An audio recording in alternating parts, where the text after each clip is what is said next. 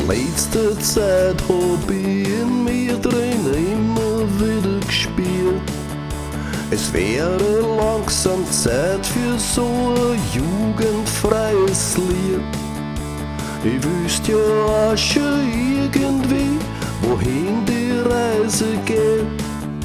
Dass nicht für jedes Unbehagen immer Scheiße steht.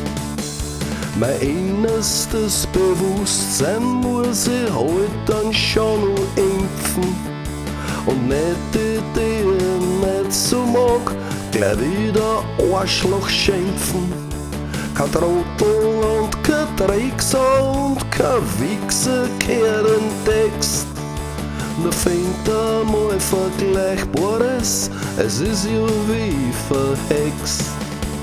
Wenn man dann im Text das Wörter unsympathisch liest, bleibt halt dann verboten, dass wer geschissen so ein Schluch ist. Könnt singen, dass es Schlimme sind, die manche Völker spalten.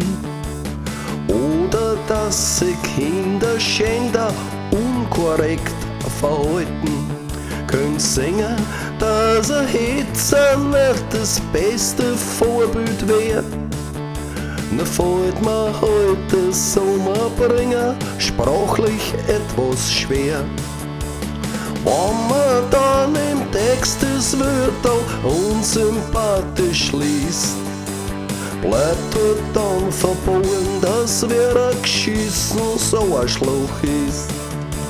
Wenn man dann im Text das Wörter unsympathisch liest, bleibt halt dann verboten, dass wer geschissen so ein Schluch ist.